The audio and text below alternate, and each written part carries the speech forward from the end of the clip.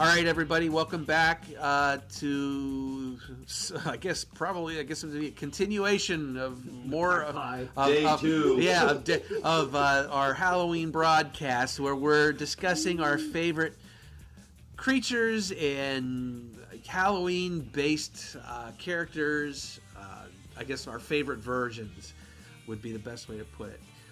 Tonight we're talking magic users. This includes everybody: wizards, sorcerers, that ilk. With the classics being the first ones we thought of were Wizard of Oz, with Margaret Hamilton, and of course the evil queen from Snow White, who turns into the witch. Quite frankly, scary as shit. Lucy Laverne, who's uncredited. Was the evil queen, and still scary as hell. Especially, I'll tell you what, if you ever gone to Disney World, the old ride, real scary. The new ride, super duper scary, but a really beautiful right? Animatronic. Anyways, okay, move on. Lee, what were your favorite magic users? Probably my favorite is Darkness from Legend. Good one. Just gorgeous suit design. And probably the best suit character I've ever seen. And also, head to toe. And also, the actor was in Rocky Horror Picture Show. Tim Curry. Yeah, Tim Curry. So, two cool Halloween absolutely things. Unrecognizable. Yeah. If it wasn't for the voice sort of giving away the identity, it doesn't look a goddamn thing like him. Absolutely. It's amazing. Yeah, he's so good. Suit. It's evil. Yes. Yeah. Carl?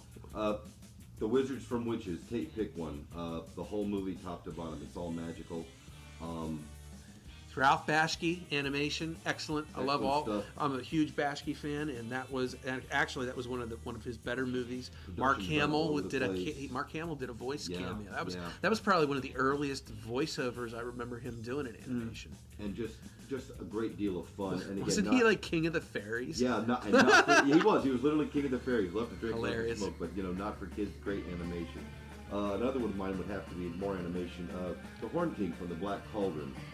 Raised an undead army and eventually gets destroyed by his own magic. I still love that movie, and that was a very unsung movie. Yeah, he doesn't know how to do it, but I did love it. Again, it's evil. I loved it. And I'll tell you, if they ever, try to make it a I don't know, live action fantasy like they've been doing, that would be awesome. That would be awesome. He's a great fun character. Mine were the Witches, based off that it was the 1990 film by Jim Henson. Off the Roald Dahl book. Actually, it was kind of weird. I read a little into this, and I found out that both Jim Henson and Roald Dahl died that same year, which is really sad. Nice, Todd. Yeah, I know. Well, hey, leaving it to me to be, upbeat and everything. Captain Happy. And yeah, Captain Happy. Anyways, long story short, Angelica Houston was in that one. She played head of the witches. They were gorgeous designs, looked beautiful. Yeah, they were. And actually, super for a movie that was supposed to be sort of, I guess, a family-friendly film, those were some scary ass witches, man. They changed. A lot of people said that. Remember that? Well, they had the what was it? Formula 86 that they introduced at their witch convention that was supposed to turn children into mice.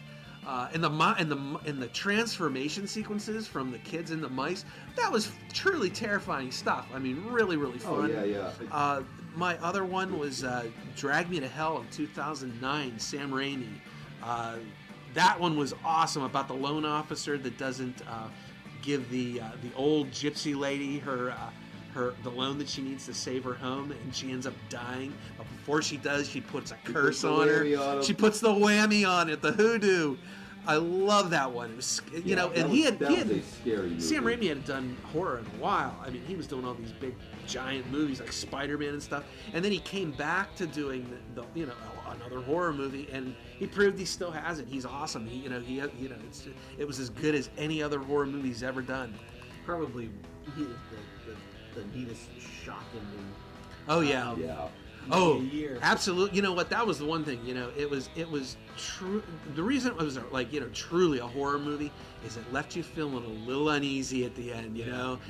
It wasn't a okay. We escaped all the bad. Yeah, tra-la-la. No, that was fun. That was really good. All right, is that good? Magic users. I get good. Very good. All right, now we're going to talk about ghosts. The classic here, actually being Poltergeist of 1982. At least that's the classic for us. Yeah. The one we grew up, I guess, the modern ghost story we knew. Yeah, absolutely. Another Tobe Hooper, director of Chainsaw Massacre.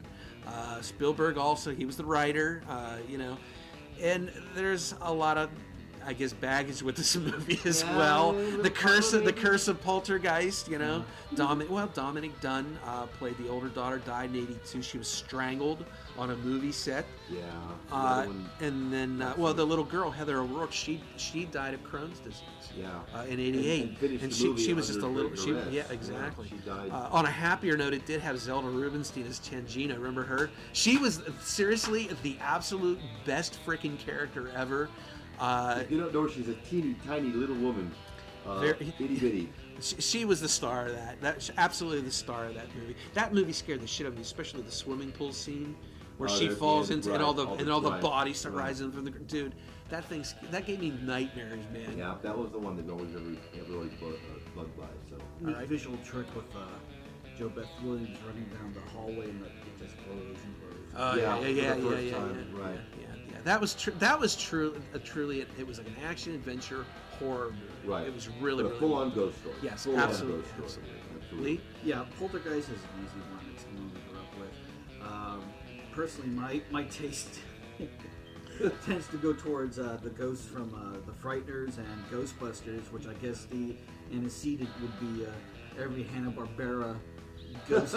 Funky Ghost! The Funky Phantom, man. Yes, absolutely. No, you know what? Frighteners, seriously, probably my favorite ghosts, right next to Ghostbusters. I agree. Beautiful effects. That was one of the first, I want to say, more mainstream movies that... hit the nail on the head, I guess. Yeah, from the director of this was Peter Jackson. Yeah. I mean, come on, he had done Meet the Feebles, and what was it? Dead Alive? Was it Dead Alive? But he's also did Creatures. Of course, that's true. Yeah, he was just starting to kind of come into his own, Yeah. But still, he was doing all the effects work himself, which he was kind of known for. Weta, Yeah, exactly. Yeah, Weta. Yeah, that was. I mean, that's his effects house. So, yeah, that was absolutely dead on awesome. And of course, the Ghostbusters stuff is always awesome. Yeah. They have many varieties of ghosts. Both those movies have many varieties of ghosts. Yeah, and they can be. Carl. I'm going to get off the path here a little bit and say that mine comes from actually a television show. Again, introduced to me by these guys. It was Buffy the Vampire Slayer, and it was a best show ever made. Nothing has ever compared since. Which vampires, which I hear we're going to be coming back to later at some point. Anyways, season 2, episode 19. I Only Have Eyes for You. It's a ghost story. I don't know. This world's haunted. And there's a great story involved with it. And again, it was basically it was a love affair between a prior teacher and a student, and this is during a time where one of the main characters, Angel, has turned evil and jealous. And the ghosts possess both Angelus and Buffy. And they have to relive these events, tragic events of these two people. Yes, exactly. Possessed, as it were. They keep going through this because they're ghosts. It's just repetition. And they have to break the cycle. And the ghosts are ultimately super powerful. They're scary as hell, and they will not tolerate any interruption. You can't overpower them. You have to soothe them, calm them, and essentially get them, and they eventually fade out. And it's a great ghost story. It's a great ghost story. I also have, from the same year as Poltergeist, was The Entity of 1982. Supposedly based on a true story. The true life tale of Doris Byther. Who was the character in the movie was Carla Moran. That's what she was called for the movie. Actually, I remember this being on like Movie Channel as a kid, and I accidentally came across it as Barbara Hershey in all her naked glory is being fondled by an invisible ghost, and it was like, what? You had me at Barbara Hershey. Yeah, exactly. So, it kind of stuck in my mind, I guess. And it had all kind of crazy science in it. I mean, they're trying to freeze it with liquid nitrogen and all kinds of other. Yeah, I mean, it was a crazy film. Excellent though. Definitely one to check out. All right, that's pretty much all our ghosts. Good ghost. All right, now on to Demons and Evil. Evil! For the classics, our watermark or benchmark for the classic Demons and Evil, there's no comparison. No one can even come close to the original 1981's Evil Dead. And all the movies that it spawned, 2 direct sequels and 1 reboot. All great. The 2013 reboot was just as good as anything, directed by Fede Alvarez. And actually much more horrible. It was really scary. Really horrible, really scary. I mean, don't get me wrong. We love the Sam Raimi one with Bruce Campbell as Ash, and we always will. So much that, I guess, and everyone does so much, in fact, that they're going to be having Ash vs. the Evil Dead October 31st, which we are desperately looking forward to. Yeah, Cannot wait. Lee, Demons and Evil? Demons and Evil, please? I'm all there with Evil Dead, specifically Evil Dead 2. Yeah. That movie is probably the best pure evil. Yeah, horror movie. I love it top to bottom. I watched it to death. For evil, I tend to go for the more omnipresent evil of the Lochnar from Heavy Metal. Absolutely. Yes. That was do the Lochnar. He is fierce. Yes. Time traveling evil orb of doom. Yes. Grows big, grows small. And an awesome movie, especially when you're 12 and you accidentally just happened upon it, Yeah. Turn on Movie Channel. They were my first animated set of boobs. Oh, nice. Very good. Okay, Carl. I got to go with The Exorcist. One Yeah. that started as a kid on black and white television, scared the poo-poo out of me, and it still does to this day. I love watching it. The extended version I think is even better because it's got the creepy spider scene. And just this again, it's real small, it's real tight, small cast, and it just tightens into this horrific final scene again, and it makes you a little uneasy at the end. It kind of wraps up, but you're always sort of left wondering, and there you go. And it's just a great horror show. Insofar as favorite demon goes, Carl and I, hands down, we can pretty much settle on Lorne from Angel, played by the late Andy Hallett, who died. Great character. Yeah, great character. Unfortunately, he died in 2009. But yeah, really one of the best characters ever made. Andy Hallett did an amazing job playing him. He was a fun demon. He was a fun demon, and he was just such a pleasure to see on the screen anytime he'd show up in that series. And not evil, but not evil at all. But that's one of the things I really do like about the Whedonverse is that when it came to his occult characters, they were good, they were evil. The demons could be anything they wanted. Absolutely. Right. They have free will. Yep. All right, that's our demons. All right, this next one is one of our these are our top 2 here that we're talking next. And let's start off vampires, which near and dear to my heart. I have been a vampire more Halloweens than I can count, and it's always treated me well. Let's just say that. The classics, obviously Dracula from 1931 with Bela Lugosi, directed by Todd Browning, based on the Gothic horror novel by Bram Stoker, another literary favorite. It spawned a lot of really memorable Count Draculas, and I'll just prattle off these real quick. The 1971 with Christopher Lee, the 1979 one with Frank Langella, which I had a poster of above my bed when I was 13. Yeah, when I was 13. Yeah, I mean, can't ask for better than that. And the 1992 one, Dracula with Gary Oldman is in the title role. Francis Ford Coppola directed that. Really good. George Hamilton. George Hamilton. I love George Hamilton's version. Love at First Bite. Awesome movie. Okay, Lee, favorite vampires?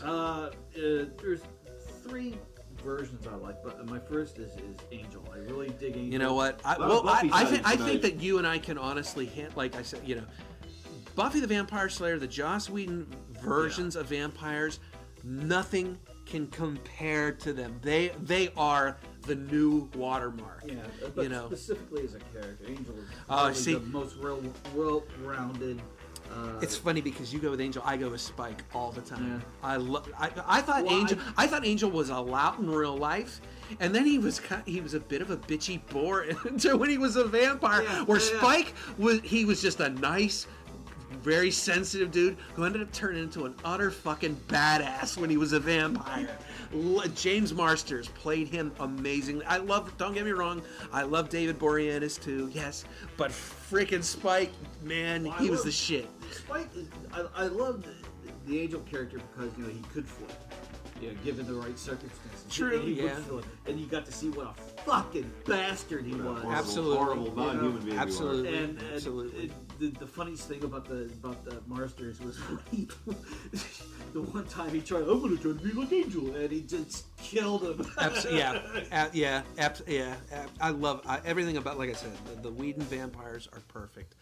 Leading into that, I'm going to bring in up Fright Night, 1985. Yeah. Tom Holland directed that one, who actually also wrote it and wrote Cloak and Dagger. Remember Cloak and Dagger? I remember Cloak and Dagger. Yeah, excellent movie. Chris Sarandon, who also did the voice of Jack Skellington, played the main vampire, Jerry Danridge, and it was William Ragsdale. He was Charlie Brewster. Also Herman's Head. Pretty much the show that the new movie Inside Out ripped off from Pixar. Nice try. Some of us actually watched that TV show. Yeah, exactly. Richard Edlund had done the effects in Ghostbusters and was just coming off of that and did the effects in Fright Night. And he did them pretty much on the cheap, but it still looked awesome. Yeah. A lot of different people in this. Actually, the biggest one was Roddy McDowall, obviously, as Peter Vincent. He's the great vampire killer. He was the horror host that Charlie Brewster goes to find to try to help him kill his neighbor who just happens to be a vampire. The final design of the creature of the vampire creature is really cool. Yeah, it was great. They were so it was so over the top and fun. Amanda Burse played his girlfriend, Charlie Brewster's girlfriend, and if you recall, she was also in Married with Children. Marcy Darcy. Yeah. I'll tell you what, she did a great job, and she did that iconic smile with the big giant, almost Joker-wide vampire teeth. Yeah, it's on the poster. It's horrifying. Yeah, absolutely. But yeah, that again, another vampire movie that got all the tropes right. Everything from turning into bats, to mist, to wolves. The Renfield. The Renfield. They did the Renfield. They had that. It was great. And actually, the new one that they did in 2011, the reboot or remake or whatever you want to call it, with Anton Yelchin. He played Charlie Brewster from Star Trek, the new Star Trek fame. Played Chekhov, yeah. Colin Farrell played a great Jerry Danridge, and the thing that I loved about this, actually, I loved everything about this. Christopher Mintz-Piece plays Evil Ed. Yeah. David Tennant from Doctor Who fame plays Peter Vincent this time. Not a horror host. He's one of these wacko Vegas magicians. And it didn't bother me at all that they changed. I thought it was a nice update. Yeah. And one of the things that really excited me about this movie is that one of the best writers from Buffy wrote this, Marnie Noxon, who, quite frankly, hit every single beat. I think this is an underappreciated movie, especially as remakes go, because let's face it, a lot of things don't need to be remade for any reason. Right. This one doesn't necessarily need to be remade, but as a remake, really an awesome movie. Right. Yeah. I mean, the first one is obviously very dated, just that's right. Where it's set and whatnot. Did you? No, it was okay. No, that's all right. Baron Blood. I'm going to go off again. Target again. He's a vampire from Captain America, Marvel Comics. Vampire. The Nazis sort of convinced him to join their cause. They enhanced his powers, but it was all really very, very self-serving. He was never a Nazi. He was always a vampire. It was just an excuse. And he was just an evil, horrible, entity thing, just this vicious killing machine that didn't care he was going to live forever. And I, have this very memorable comic where it's the end of Baron Blood. Captain kills him, and it's this, horrible thing. And, they do the whole ceremony, and, he's clawing and biting at him and screaming and turning into this melting thing. And, he was just this horrible, horrible vampire creature. And he's the thing I always think about in my head. All right. I have Life Force from 1985, based on the 1976 novel by Colin Wilson, The Space Vampires. Again, another Tobe Hooper directed movie with Dan O'Bannon as the writer, and you can't go wrong. Come on, they're space vampires. They find a bunch of space vampires in the corona of Halley's Comet, and they bring them back to London, where they wreak havoc. And they're actually hinge almost on being zombies. In the method in which they kill and how they look, and they are just absolutely vicious. And as a big bonus, we get to see Patrick Stewart, a young Patrick Stewart who's never looked older in this movie than he does in this movie. He looks so much younger. I don't know why. I think it's because in this movie, rather than being shaved bald, he's got that wee little tuft of hair ringing around his head, and it makes him look older rather than just being shaved bald. So, but a great movie on a weird take on vampires. My honorable mentions were John Carpenter's Vampires from 1998, Robert Rodriguez's From Dusk Till Dawn, 1986, and of course Blade, 1998, which was just a fun take on vampires. Okay, that's all our vampires. All right, now the big one. Yeah, oh yeah. Zombies! And we love zombies here at Pittsburgh Underground. And we were born to yes, exactly. And our classic, which we would be crazy not to say, how could we not, being that Pittsburgh is the zombie capital of the world, thanks to George Romero, who's the godfather of all zombies, with his 1968 classic Night of the Living Dead. Spawned 5 sequels: Dawn of the Dead, Day of the Dead, Land of the Dead, Diary of the Dead, Survival of the Dead. Couple notable remakes. The one from 1990, which Tom Savini directed, another Pittsburgh artist who not only did the effects for the original, but has a school here in Pittsburgh to teach makeup to kids. Dawn of the Dead, the 2004 Zack Snyder remake, which, granted, were fast zombies, but still just as scary. And it's kind of like solidifies my opinion of Zack Snyder. I love him as a director. I loved him in everything. No, we're not bringing up Superman again. But yes, I love Zack Snyder. He did a great job.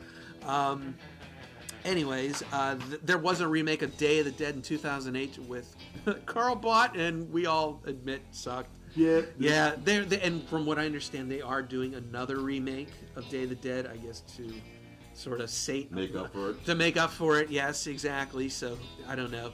That rumor's been going on since 2013, so we'll see. Lee, favorite zombies? Well, clearly it's the Pittsburgh Rules zombies. I love the idea that you can handle one or two of these things, but they aggro really quickly. Yeah. There's nothing more frightening to me than drowning in a sea of zombies. Yes. Hell-bent on eating you. Yeah. Carl? Well, again, which ties in right into my favorite. Again, I think Walking Dead, the most modern incarnation, hits the nail right on the head. And it's funny because we talk about this all the time offline about how the comics, there's some things about the comics that are so much better than the TV show, and then there's some stuff from the TV show that's so much better than the comics. And one of these days, we are going to have just a Walking Dead discussion where we talk about how do you not now, but but you know what?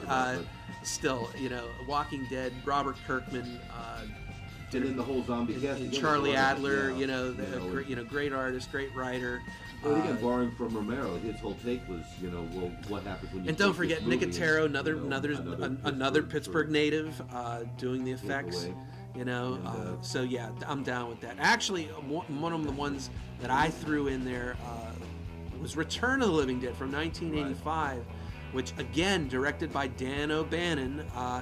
And the cool thing about the Return of the Living Dead is that John Russo, who was George Romero's partner back in the 60s for when they wrote Night of the Living Dead. When they split apart, George Romero was allowed to make Night of the Living Dead sequels where Russo retained the rights to anything with the word living dead. So in 85, they whipped up this one, which was basically a horror comedy. And it's so outrageous. You know what? James Caron was in it. He's all, he kind of killed me because he was actually really scary. He's been in a bunch of scary movies. He played one of the bumbling boobs that accidentally comes. They work in a medical warehouse in Pittsburgh, and I think it's in Pittsburgh if I'm not mistaken. Military chemicals. Yeah, and the military chemicals. One of the has what was it? A drum has a zombie in it. Right. With trioxin, what is it? Something 1, 2, 3 or something like it, or 2, 3, 5 or whatever, and they accidentally set him free. He's nicknamed the Tar Man for what he looks like.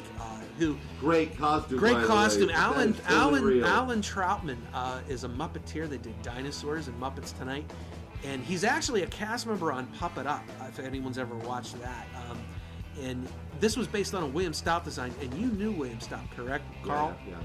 You know, he did the design of it. He drew the if you've seen any of his illustrations, his sketches for that, they are balls to the wall, horrific. And it's awesome. that very creepy, eerie magazine, Epic Comics of the 50s. Oh, very much so. Oh, yeah, EC comic kind of look, and the thing that made them so scary is that you couldn't kill them. It wasn't like the zombies we know where you shoot them in the brain, bang, they're dead.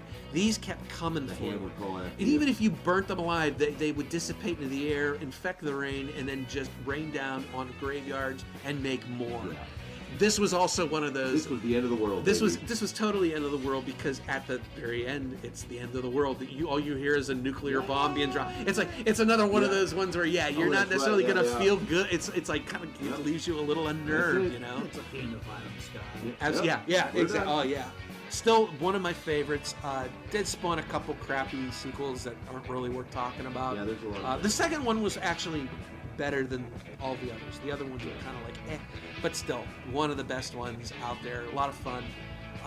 Notable zombie movies that I have here listed: Fido from 2006 with Carrie-Anne Moss and Billy Connolly as the zombie.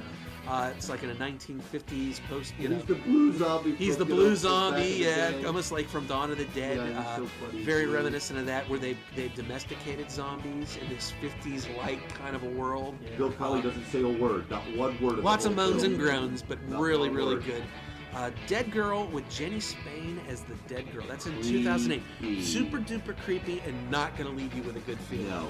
But really fun. I would have to say that's the first zombie exploitation movie I think I've ever seen. And it was a nice in an indie movie as well. Really fun. Contracted. We just watched that not long ago. That was 2013, and that was the one. Her name is Najara Townsend. She plays a girl named Samantha who ends up getting a sexually transmitted zombie disease from a guy who was found at the beginning of the movie fucking a corpse. Yes. And it's a great origin story, which is the one thing that's always been missing in all we don't stuff. cringe at a lot of movies. That was cringeworthy. Yeah, that was really cringeworthy. And there is a sequel that we have not seen because unfortunately we haven't seen it out, in the theaters yet. Although it's a 2015 sequel.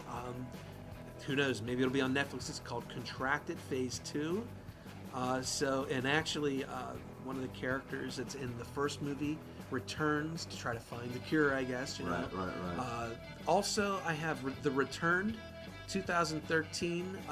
That one was neat because it was a story about zombie infection, and they found the cure using the stem cells of people that were already infected. So the more people they cure, the less of the cure there is, and they have to try to keep making this stuff until they can find a synthetic cure.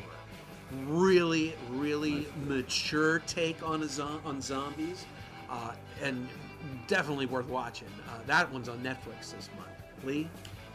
Shaun of the Dead zombies. Absolutely. Shaun of the Dead was one of the best movies, zombie movies ever made. They came out and said that there are a lot of zombies. I mean, the world is filled with zombie movies now, and some are of the comedy genre.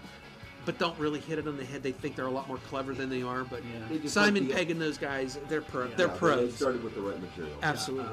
Warm Bodies. I think very good. I loved Warm Bodies. And I love the idea that the zombies had kind of a hierarchy where you had the shuffling zombies that we all know about. They're these emaciated, super aggressive zombies also. The bonies. The ones who have gone too far. Yeah. The bonies. Nicholas Holt was the main zombie, R. Yeah. And Teresa Palmer, who I've never really seen before, she was Julie, his girlfriend. It was very much a Romeo and Juliet story. Yeah. But you know what? Hey, it had Rob Corddry as M. That was his zombie buddy, and John Malkovich was in it, which was a lot of fun. He played Julie's dad, who was sort of like the head honch. He was the Rick of the Rick Grimes of this particular world. Yeah, very fun movie. Definitely worth the watch as well. Yeah. Throw out Wormwood. The Australian zombie film came out a couple years ago. We got also available on Netflix now.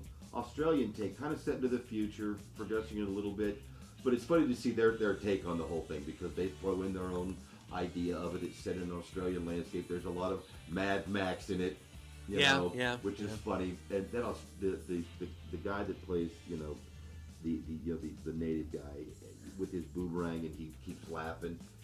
Well, it was kind of funny because they were using using zombies as fuel for their crazy Mad Max vehicles. They emitted methane or something. It was it was brilliant. It was so much fun. A lot of comedy. They kick them in the guts and they start their car. Exactly. A lot of comedy. It was really fun. Definitely worth checking out. Didn't shirk on the fright and the scare. So well, and the one guy's sister could psychically speak to the zombies and control them. Yeah.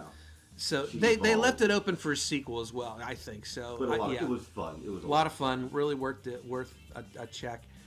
And I gotta mention my guy, Dead Zed Zombie. Yeah. Because damn it, who's your favorite? Hey man, he's like my kid. Who's your favorite? So watch him on our website and like him, man. All right, very good. That is it. That is our entire Halloween Monster Mash. Monster Mash, if you'd like to call it. Yes. Thank you, Lee. I'm right back here. Thank you, Carl. I'm glad I came. And I'm Toddy. Hey, check us out on the YouTube channel, also on our Facebook page, and at Dead Zed Zombie on Twitter, and also at www.puzine.com. And check back with us soon. The holidays are approaching, and we're just getting started. Yes. All right, gang. We will all see you soon. Have a happy Halloween from all of us here at Pittsburgh Underground. Good night, America. Be you.